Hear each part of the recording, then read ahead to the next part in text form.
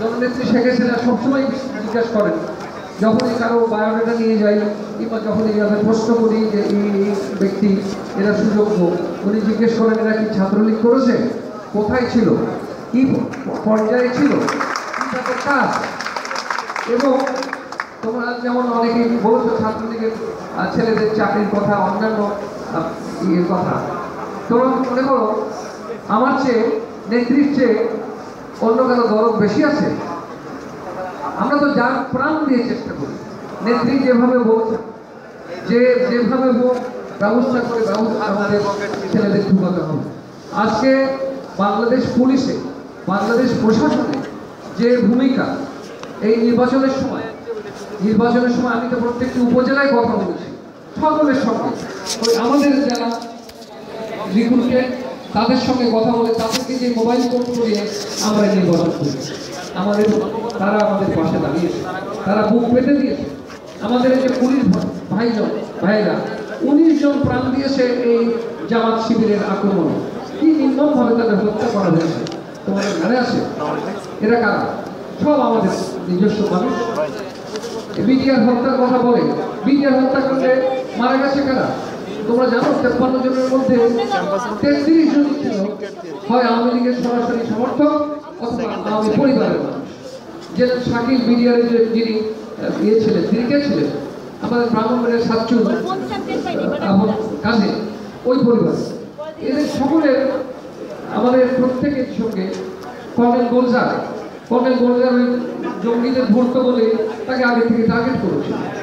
এরা কারা করতে পারে? আমাদের গ্রামকে গতকালকে ডিজিটাল কনফারেন্সে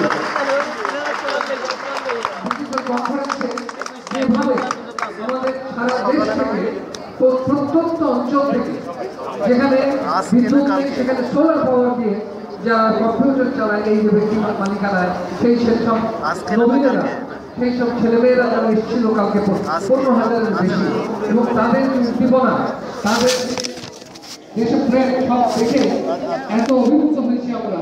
আর আজকে তারই প্রতিফলন আবার তোমাদের মধ্যেও দেখছি।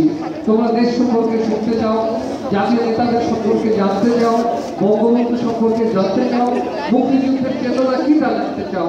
তোমাদের মধ্যে এই আগ্রহ দেখে এবং তোমাদের এই শৃঙ্খলা দেখে, আমি সবচেয়ে বড় কথা বলি, শৃঙ্খলা ছাড়া কিছুই হয় না।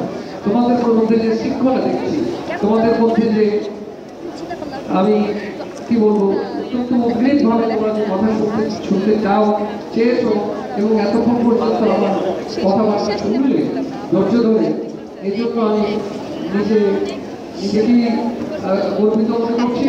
আর তোমাদের জন্য আমি গর্ববোধ করছি। তোমাদের আমার অভিনন্দন। বাংলাদেশ ছাত্রলীগ সহযোগী প্রতিষ্ঠান শুধু নয়, বাংলাদেশ ছাত্রলীগ থেকে সমস্ত আমাদের নেতারা উঠে এসেছে। তোমাদের মধ্য থেকে ভবিষ্যতে আবার তোমাদের সিনিয়র যারা, তাদের নিয়ে আমরা এখন চিন্তা ভাবনা করছি।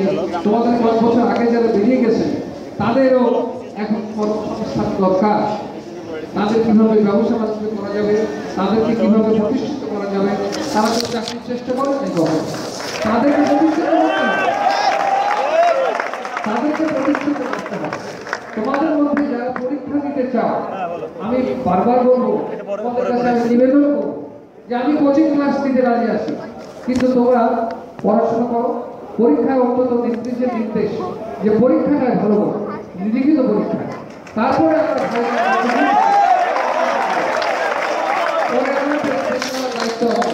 কিন্তু লিখিত পরীক্ষায় তোমাদের কিছু ভালো করতেই হবে। তোমাদের প্রতিদ্বন্দ্বী যারা, তাদের তো অন্য কাজ নেই, প্রতিদ্বন্দ্বী যারা তাদের তো অন্য কাজ নেই। তোমরা তো কাজ করো, তোমরা সংগঠন করো, তোমরা বিভিন্ন কাজে সহায়তা করো সরকার, কাজে পড়াশোনার সময় কম, কিন্তু তার মধ্যেও রাত জেগে হলেও এবং